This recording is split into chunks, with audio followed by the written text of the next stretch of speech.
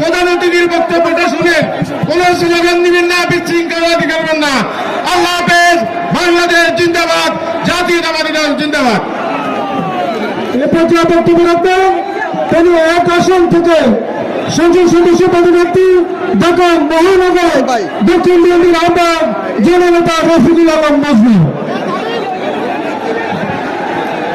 উপস্থিত আজকের প্রধান অতিথি জননেতা জনাব তারেক রহমান, উপস্থিত জাতীয় নেতৃবৃন্দ, আপনাদের সকলকে শুভেচ্ছা জানাচ্ছি, অভিনন্দন জানাচ্ছি।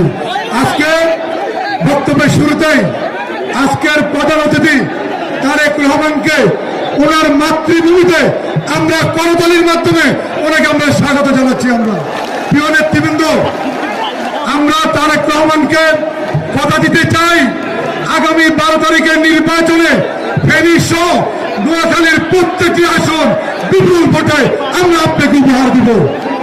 এই ফেনী বেগম খালেদা জিয়ার ফেনী, এই ফেনীর প্রতিটি জায়গায় বেগম খালেদা জিয়ার স্মৃতি বিজড়িত। ফেনীর মানুষ যেভাবে বেগম খালেদা জিয়ার নিকট প্রত্যাশা ছিল, আগামী দিনে এই প্রধান অতিথি তারেক রহমানের কাছে আমাদের সেই প্রত্যাশা আছে। আমরা প্রধানমন্ত্রীকে অনুরোধ করব, আগামী দিনে বিএনপি নির্বাচিত হয়ে রাষ্ট্রীয় ক্ষমতায় গেলে এই ফেনীর মানুষের দীর্ঘদিনের আশা আকাঙ্ক্ষা ফেনীতে একটি সরকারি মেডিকেল কলেজ প্রতিষ্ঠা করা। মাননীয় প্রধানমন্ত্রী, আপনার নির্বাচন হওয়ার পরে ফেনীতে একটি মেডিকেল কলেজ আপনি আমাদেরকে উপহার দিবেন। আপনাকে ধন্যবাদ। আসসালামু আলাইকুম। প্রিয় সমাবেশ, যার বক্তব্য শোনার জন্য প্রথম সকাল থেকে আপনারা অধীর আগ্রহে অপেক্ষা করছেন, মুসলিম জননেতা বিএনপির চেয়ারম্যান জনাব তারেক রহমান এখন আপনাদের সামনে বক্তব্য রাখবেন।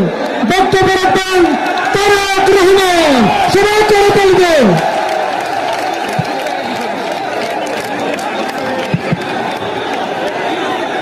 বিসমিল্লাহির রহমানির রহিম। এদের সামনে যারা আছো তোমাদেরকে একটু চুপ করতে হবে, নাহলে স্লোগান বন্ধ করতে হবে। স্লোগান দিলে কথা বলবো না।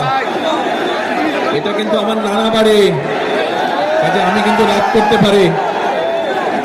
নানা বাড়ির উপরে কিন্তু আবদার আছে, কাজে একদম চুপ শান্ত হয়ে বসতে হবে।